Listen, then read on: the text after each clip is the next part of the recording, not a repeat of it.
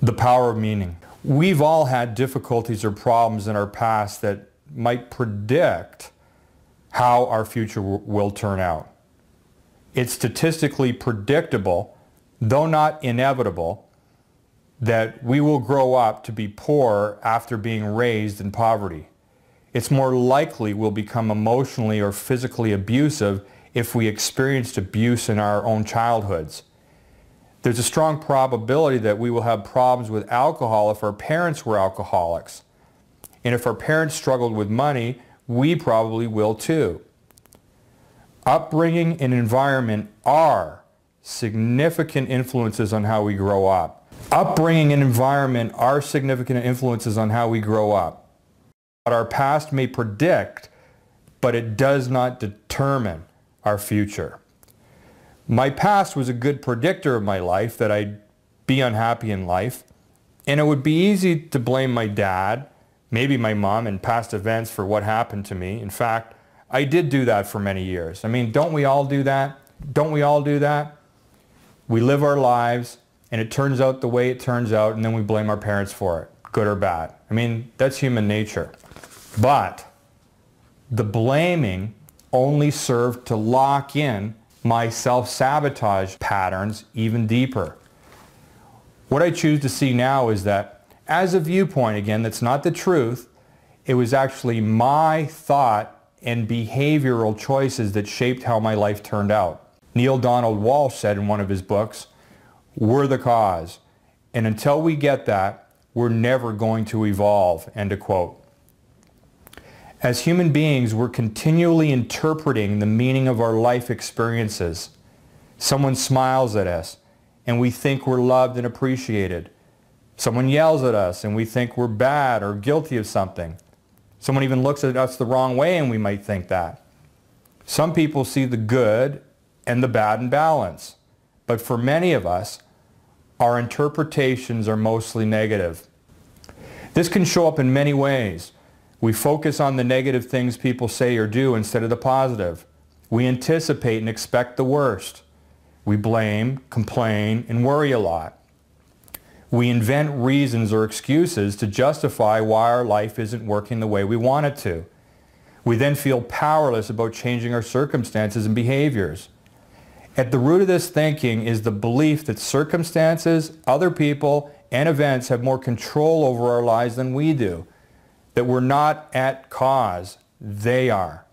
Neale Donald Walsch makes another powerful statement about this in his book, When Everything Changes, Change Everything.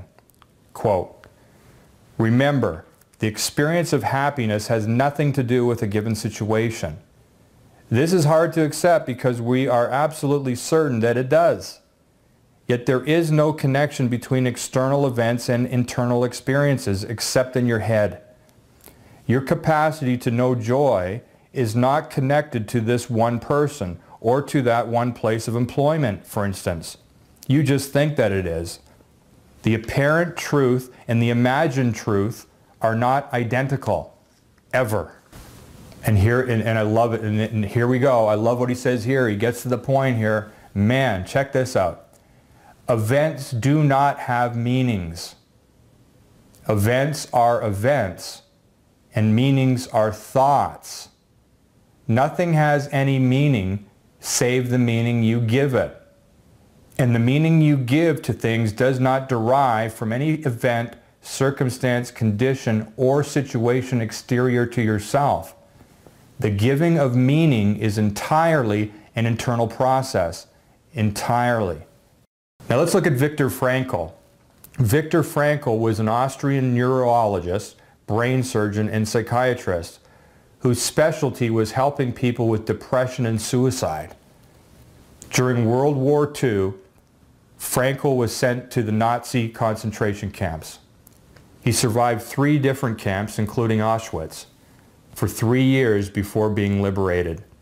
And after the war, he wrote a book called Man's Search for Meaning, in which he describes his horrific experiences and what he learned from them. Frankl was a careful observer of other prisoners. He had seen so many die, including his own parents, that he became able to predict when this would happen. In other words, predict when they were about to die. The clue he discovered was when people, based on listening to their conversations, seemed to have no positive meaning for living anymore. Those prisoners who, despite their suffering and torture, still found positive meaning in life, for example, by helping others or having family to look forward to when they escaped, seemed to have the highest probability of surviving. So to help himself, Frankl gave talks to other prisoners on how to survive in the camps. He also made up an empowering meaning for his own suffering, that the reason he was in these camps, witnessing all this horror, was so that he could write about it to prevent it from ever happening again. After the war, Viktor Frankl even created a new form of therapy he called logotherapy. And it was based on this concept that man defines his own meanings and purpose in life. That we have the power to invent a positive meaning for any circumstance in life, including those that invoke unspeakable levels of pain, suffering, and yes, torture. So here's a quote from Buddha. Your worst enemy cannot hurt you as much as your own thoughts when you haven't mastered them. But once mastered, no one can help you as much, not even your father and your mother. End of quote.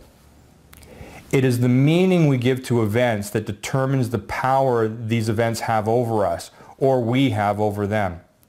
And this too is merely an interpretation that the power of choice includes our possibility to choose meanings. So I want to be clear. Am I saying that what I'm saying is the truth in life? No. It is a perspective. So please don't get confused about that. And if the perspective empowers you, empowers the people around you, then that's all that matters. If it doesn't, don't use it.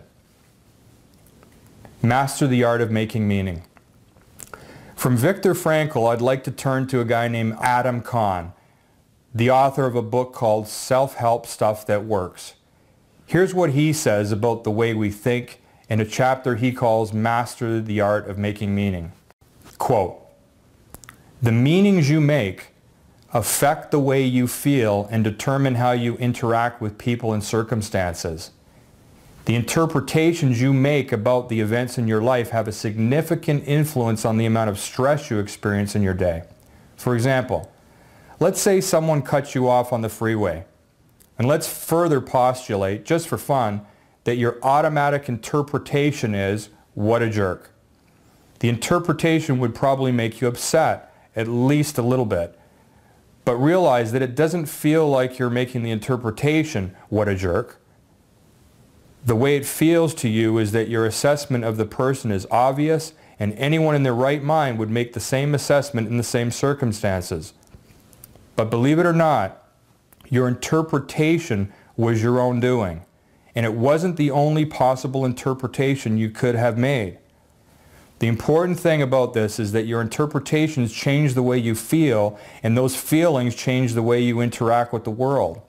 The good news is, you're not stuck with the interpretations your mind makes automatically. You can come up with new ones. You wouldn't marry the first person you met after puberty, would you? You wouldn't take a job at the first place you saw a help wanted sign, would you? Well, you don't have to use the first interpretation that pops into your head either. In the above example, the possible ways to interpret someone cutting you off are virtually unlimited. How about this one? The person had an unexpected car trouble and now is running terribly late to an important appointment. If the driver's a woman, maybe she's in labor and needs to get to a hospital now. If it's a man, maybe he was called at work and told his wife is in labor. Maybe his brakes went out. Maybe he's having heart trouble. None of those interpretations are better than any others in an absolute way, but which one leaves you able to go on about your day feeling fine? Or, if it's a situation that keeps repeating itself and requires action, which interpretation will make you most effective at dealing with that situation? Challenge yourself. Don't settle for the first interpretation that comes to mind. Say to yourself, okay, it might mean that. What else could it mean? What's another way to interpret this? You will feel better, treat people better, and handle situations better. Do you know what this could mean? You tell me. Come up with alternative ways of interpreting an event.